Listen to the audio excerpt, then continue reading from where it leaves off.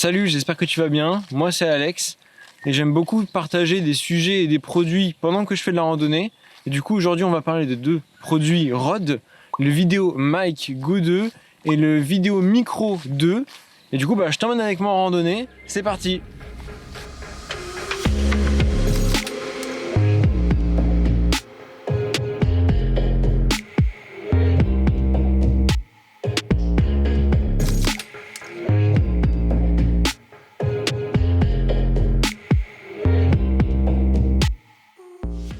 Alors du coup au début je filmais avec le micro de mon téléphone et avec le vent c'était vraiment pas top.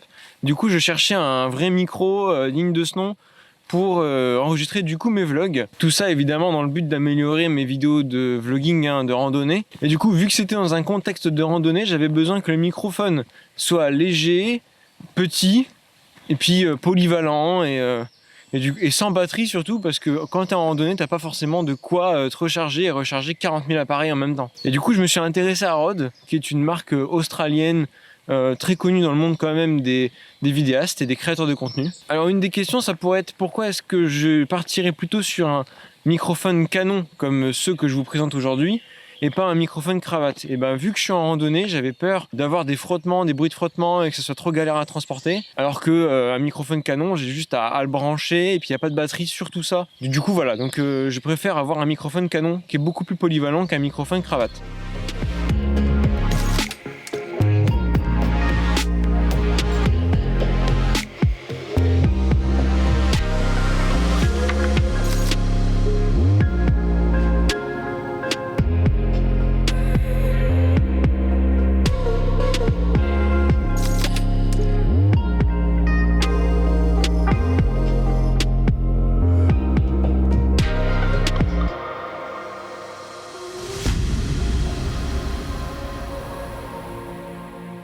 Et du coup, pour parler un peu plus de ces deux produits, donc déjà le Vidéo Micro 2 ne pèse que 39 grammes. Aussi, contrairement au Vidéo Mic Go 2, le Vidéo Micro 2 est vendu avec un Dead Cat. C'est la bonnette que tu mets sur le micro pour éviter de capter tous les bruits de vent. Alors la spécificité du Vidéo Micro 2, c'est qu'il se branche que en jack. Donc c'est pratique quand tu veux le brancher à ta caméra ou avec ton smartphone si jamais tu as une prise jack. Mais le problème, c'est que plus ça va et plus les smartphones ils n'ont pas de prise jack. Voilà, donc il va falloir investir dans un adaptateur jack vers USB-C ou vers Lightning. C'est un iPhone. Et ça peut poser des problèmes parce que il faut en trouver un bon, de bonne qualité, sinon ça va entacher ta qualité d'enregistrement. Et du coup aujourd'hui le Vidéo Micro 2 est vendu à 67 € sur Amazon. Et pour un adaptateur, j'en ai trouvé un autour de 9 €. Ça fait le tout aux environs de 78 €, ce qui est pas trop mal pour un microphone Rode. De son côté, le Vidéo Mic Go 2 pèse 89 grammes.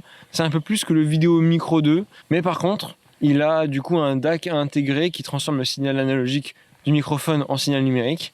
Autrement dit, on peut le brancher directement en USB-C avec son téléphone. Par contre, du coup, le câble n'est pas fourni avec. Donc c'est étonnant, étant donné que le principal avantage de ce microphone, c'est d'avoir un port USB-C. Il faut savoir aussi le microphone est un peu plus long, ce qui peut avoir des conséquences quand on utilise certains types d'appareils. Par ailleurs, quand on l'utilise par l'USB-C, le port jack arrière du microphone se transforme du coup en vraie interface audio et ça nous permet d'avoir le retour de ce qu'on produit comme son directement dans les oreilles si on branche des écouteurs par exemple. Point intéressant aussi, c'est que quand on branche par USB-C, on peut avoir une interface, un logiciel de configuration directement intégré au microphone et gérer le gain, mettre des effets, ce genre de choses. Du coup, le Vidéo Mic Go 2 est vendu pour 117 € et il faut du coup acheter le câble USB-C si on veut s'en servir en plus. Donc il me semble que c'est le SC16 de chez Rode qui lui est à 13 € environ. Donc ça porte le tout à 130 € à peu près.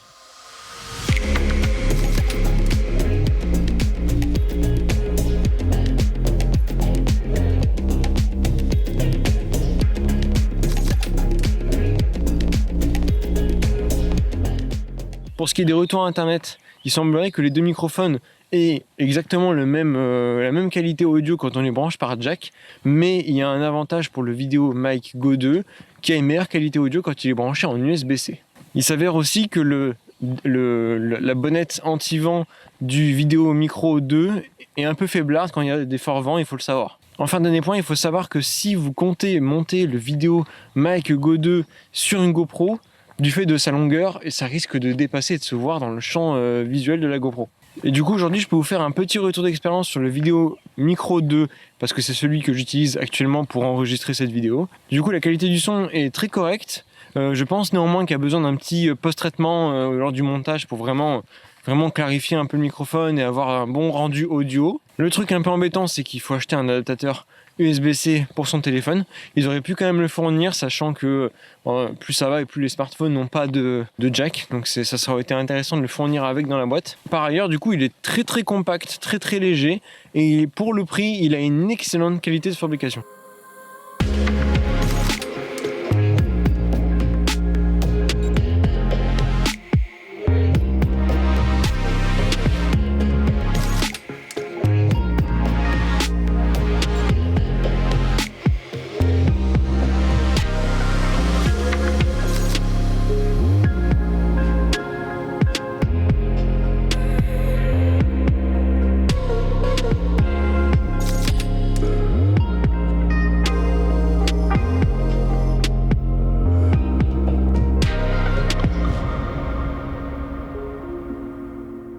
Pour conclure un peu cette vidéo, pour les nomades ou ceux qui comptent monter ce microphone sur une GoPro, je vous recommande vivement le Vidéo Micro 2. Par contre, pour ceux qui n'ont pas un problème de poids ou qui veulent mettre un peu plus cher, n'hésitez pas directement à passer sur le Vidéo Mic Go 2 et de le brancher en USB pour avoir une meilleure qualité audio. Cette vidéo touche à sa fin.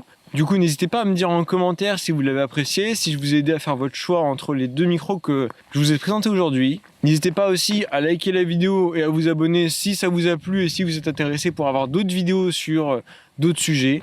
Moi, je finis ma randonnée, qui est en fait une petite balade, parce que j'ai fait 1h30 de randonnée un soir. Impatient de vous retrouver pour une prochaine vidéo. Merci tout le monde, salut!